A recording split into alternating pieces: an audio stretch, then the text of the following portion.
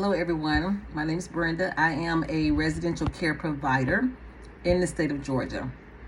I want to give you guys some information, and this is based upon my experience, things that I currently go through, things that I am currently going through. I am actually a hands-on provider. I work my business basically every day. So I am at my facility every day unless I decide I want to take some time off. So I give you information based upon what I go through, okay? Now, I also mentor individuals, and I want to say this. I get phone calls all the time. And so when I give you guys information, a lot of times it's based upon the conversations that I've had with potential mentees. So I like to share that information with you guys so that it will be helpful to you, and then hopefully it will help you in your journey to becoming a residential care provider. All right, so today I had a conversation with someone that wanted me to mentor them. All right, so they do live here in the state of Georgia, and what happened was they specifically purchased a house to do a personal care home. There's nothing wrong with that, but let me give you this information. It depends on the county that you are located in, depends on how things will go for you. Some counties are more difficult than other counties in the state of Georgia. All right. So I always suggest get a ranch style home, especially if you're going to be dealing with individuals with disabilities and the elderly. The elderly do not want to go up and down stairs. If they have disabilities, they don't want to go up and down stairs. Also, if you get a 2-story home, it limits the type of clients that you can get.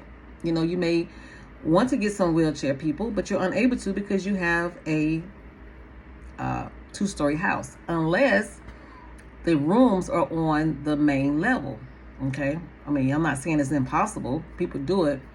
But in my experience, I feel that you should just stick with a ranch style. All right. So anyway, so I had a conversation with this individual that contacted me, and he bought a house specifically for a personal care home. Well, the county that he is in, he needs to get a conditional permit. And this is through the county. It has nothing to do with the permit that you get from the state once you get licensed. So he need to get a conditional license. All right. So what happened was he does not live in a subdivision that has a HOA, a homeowners association. Normally, when you live in a neighborhood that has a homeowners association, a lot of them do not like to approve personal care homes or group homes. All right. So he does not, he didn't say that he said he does not live in a HOA community, but apparently he lives in a neighborhood because his neighbors do not want him to do a personal care home in their neighborhood. Okay. Now that's a problem. First of all, you may not want your neighbors to know what type of business that you're doing. You may not want to know or want your neighbors to know your business. Okay. So, but because he has to get a conditional permit, he had to talk with some neighbors, and his neighbors doesn't want a personal care home. So, like I said, that's a problem. All right, he already purchased the house. He didn't know he needed to consult with the neighbors to see if that's something that they would like to even do in their neighborhood. All right. He didn't find this out until he went up against the board in his county or in his city. Okay. So the neighbors don't want a group home in their neighborhood, is what they call it. Well, guys, you need to educate your neighbors. If it's that important to you, educate your neighbors on what a personal care home is. Let them know, hey, it's not like it's going to be a bunch of rowdy people or people going, I mean, it could be people going in and out, but you just explain to them what a personal care home is. A lot of people have a bad stigma on, they think group homes. Now, group homes and personal care homes is intertwined, because you can be a personal care home, but you can have a group home model. You need to educate your neighbors, if you need to, on the differences, okay? So, for instance, you can have a personal care home with 6 or less individuals. That's considered a family model personal care home. When you go over 6, when you have 7 to 24, that's considered a personal care group home, okay? Same clients. The difference is the amount of clients, okay? So some people may say, oh, group homes, they bring a lot of stuff or drama or whatever to the neighborhood. That's not true, guys.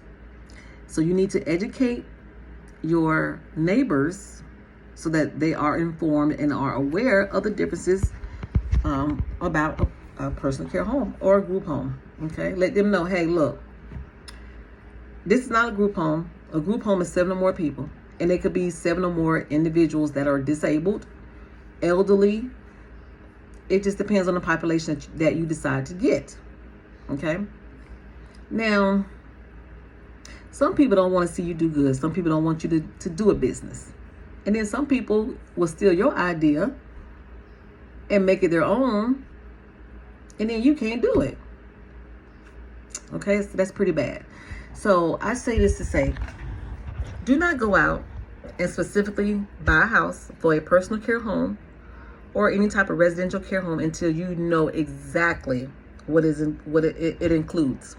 Okay, contact your building department, contact zoning, contact the fire department, because now not only does he have a dilemma in trying to educate his neighbors on what is a personal care home and what is a group home, to see if they may change their mind so that he can get his conditional use permit, which is the first step. If he is not able to get that conditional use permit based upon if his neighbors want a personal care home or not, then he purchased a house for nothing. You know, he's gonna have to find something else to do with that house. I suggested to him a host home. He can rent it out, you know, to a family. But never go out and buy a home specifically for something unless you know exactly what you're getting into. Contact zoning. If you're in a subdivision, contact your neighbor. Say, hey, look, I'm thinking about doing this type of home in the neighborhood. Do you have an issue with that?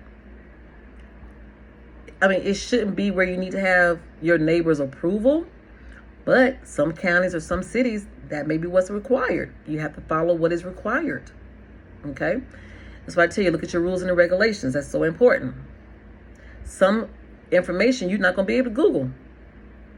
You're going to need to talk to someone who's already in the industry. They will help you to let you know and guide you through to what to do. All right? Now, another thing, so he has a dilemma in getting a conditional use permit because of the neighbors and maybe some other factors. And also, you need to find out from the fire department, how many people can you get before you need to get a fire sprinkler system or a fire alarm system. Some counties may say that you can use a fire alarm only. Some counties may say that you need to have a fire sprinkler and a fire alarm. So you need to contact your county or your city fire department to find that out. You may have a house. Your intentions is to have 4 people in that house, and which is okay. But the fire department may say, hey, if you're going to have 4, then you need to get a fire sprinkler system. If you get 3, you don't have to have a fire sprinkler system. So those are the 2 most important things that you need to do before you go and sign on that dotted line for that house. Contact zoning, contact the fire department. I hope that information helps somebody today, guys. You can direct message me if you want more information. And again,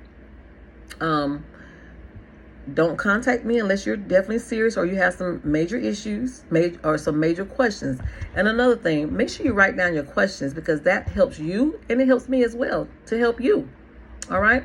Take care, guys. Have a wonderful weekend and stay safe out there in them streets.